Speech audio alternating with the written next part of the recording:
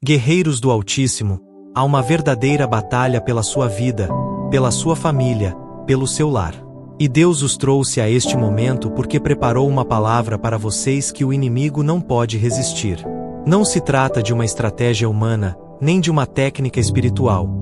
É a palavra de Deus declarada, cantada e decretada com fé, vinda do fundo do seu coração. O que vocês estão prestes a ouvir não é música religiosa, é oração para a guerra espiritual. Cada texto foi escrito ou inspirado em momentos em que tudo parecia perdido, quando o inimigo parecia mais forte, quando a derrota parecia inevitável. E em cada um desses momentos, Deus demonstrou que Ele nunca se atrasa e que Ele nunca perde uma batalha. Neste vídeo, vocês receberão orações específicas para cada frente de batalha. A oração da armadura completa de Deus, a declaração que destrói toda a arma forjada contra vocês e a oração que os estabelece como mais que vencedores sobre tudo o que o inimigo levantou contra a sua família. Cada uma com seu fundamento bíblico, cada uma pronta para ser declarada com fé. Permaneçam até o fim, pois há um decreto final que cobrirá a sua vida, a sua família, o seu lar e todas as gerações futuras com o poder do sangue de Cristo. O que for declarado nesse momento terá peso real no reino espiritual. Não saiam antes disso. Vamos orar juntos.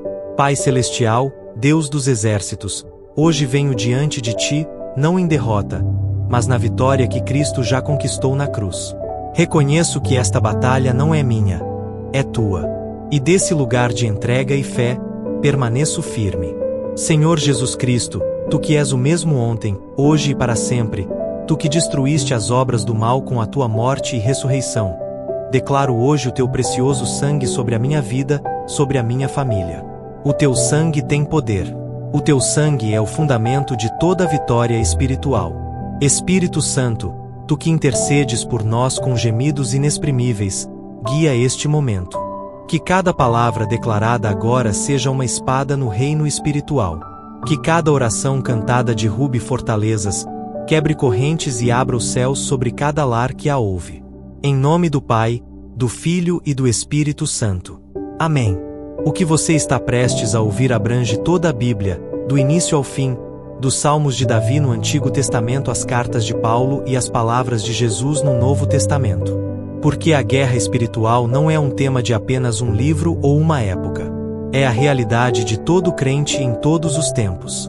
Ouça cada palavra atentamente. Receba-a não apenas com seus ouvidos, mas com seu espírito, e deixe-a operar no mundo invisível, onde as batalhas que mais tarde se manifestam no mundo visível são decididas. A oração que nunca falha. Salmo 55, versículos 16 e 18. Quanto a mim, invocarei a Deus, e o Senhor me salvará. De tarde, de manhã e ao meio-dia orarei e clamarei, e Ele ouvirá a minha voz. Ele redimirá a minha alma em paz da batalha travada contra mim, embora muitos estejam contra mim. Davi escreveu este salmo em um de seus momentos mais sombrios, a traição de seu conselheiro mais próximo, alguém em quem ele confiava plenamente, que o deixou sozinho e vulnerável. E naquele momento de dor e confusão, Davi não fugiu nem se rendeu. Ele orou, mas não apenas uma vez. Ele estabeleceu uma prática que mudaria tudo. À tarde, pela manhã e ao meio-dia, orarei e clamarei. Em hebraico, a palavra que ele usa para clamor, sia, não se refere simplesmente a falar com Deus, mas a uma meditação falada, um diálogo íntimo onde pensamento e oração se tornam um só. O que Davi descobriu é que a constância na oração não é um sinal de dúvida, mas de fé radical. Ele não ora 3 vezes ao dia porque Deus não o ouviu da primeira vez. Ele ora 3 vezes ao dia porque decidiu que o silêncio jamais seria sua resposta à batalha. E a promessa que ele recebeu é extraordinária. Ele redimirá a minha alma em paz da guerra travada contra mim. Não diz que a guerra desaparecerá, mas sim que em meio à guerra haverá paz. Só Deus pode dar isso. Ouça agora o Salmo 55 cantado com música hebraica e decida que também não haverá silêncio em sua vida. Ouve, ó Deus, a minha oração e não te escondas do meu clamor. Ouve e responde-me. Clamo em minha oração e estou perturbado por causa da voz do inimigo, por causa da opressão dos ímpios. Pois acumularam iniquidade sobre mim, em sua fúria, perseguem-me. Meu coração está angustiado dentro de mim, e os terrores da morte caíram sobre mim. Medo e tremor me dominaram, e o terror me dominou. Eu disse: quem me daria asas como as da pomba? Voaria e encontraria descanso.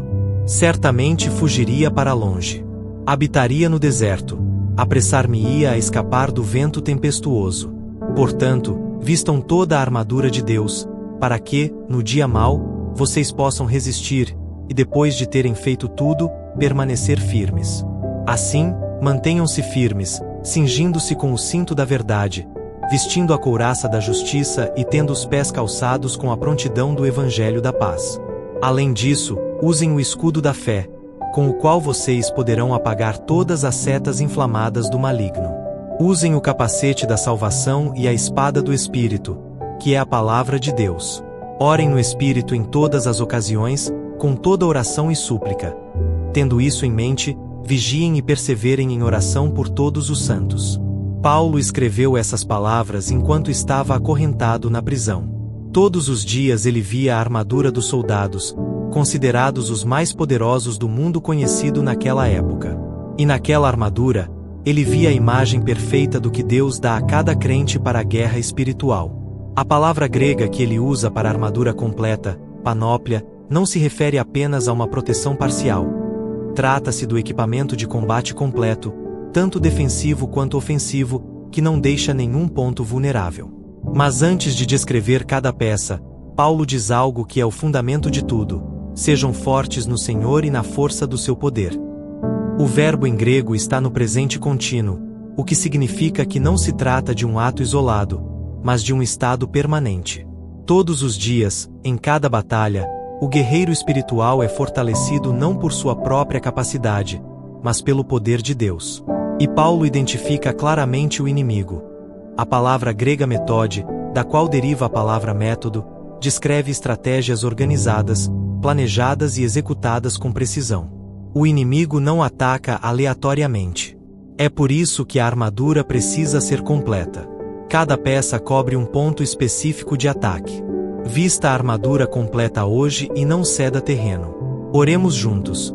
Pai Celestial, em nome de Jesus Cristo, eu permaneço firme hoje e visto toda a tua armadura.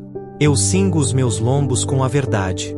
A tua palavra é a única verdade que governa a minha vida, e eu rejeito toda mentira que o inimigo plantou na minha mente.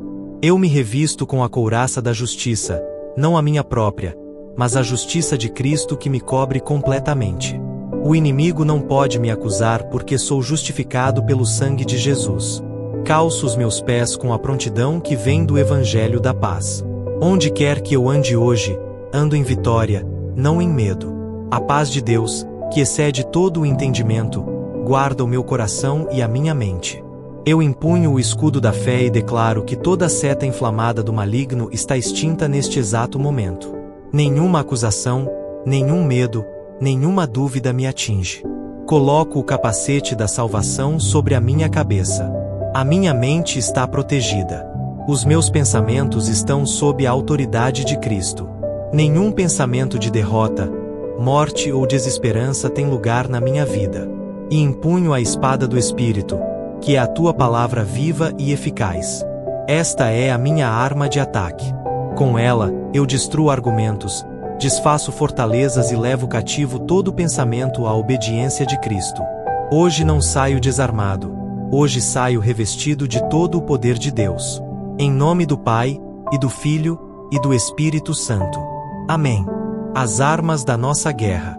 Segunda carta aos Coríntios, capítulo 10, versículos 3-5. Porque, embora vivamos na carne, não militamos segundo a carne. Pois as armas da nossa guerra não são carnais, mas poderosas em Deus para destruir fortalezas, demolindo argumentos e toda altivez que se levanta contra o conhecimento de Deus, e levando cativo todo pensamento à obediência de Cristo. A palavra grega para fortalezas é soiroma, que descrevia uma fortaleza militar fortemente murada, que parecia impossível de conquistar por fora.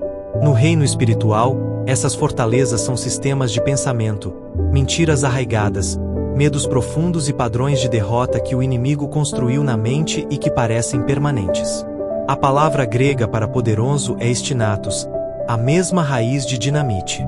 Orações cantadas e declaradas confessam literalmente dinamite espiritual que demoliu as estruturas que o inimigo levou anos para construir. Não há fortaleza que possa resistir ao poder de Deus declarado com fé. A autoridade que Cristo lhe deu. Lucas, capítulo 10, versículo 19. Eis que vos dei autoridade para pisar serpentes e escorpiões, e sobre todo o poder do inimigo, e nada vos fará dano algum. Jesus disse essas palavras quando seus discípulos retornaram com alegria, porque até os demônios se submeteram a ele em nome de Cristo. E a resposta de Jesus não foi orgulho nem advertência. Foi uma declaração de autoridade delegada que não tem prazo de validade. A palavra grega para autoridade é exousia. Não é poder próprio, é poder recebido, autoridade transferida de um superior a quem ele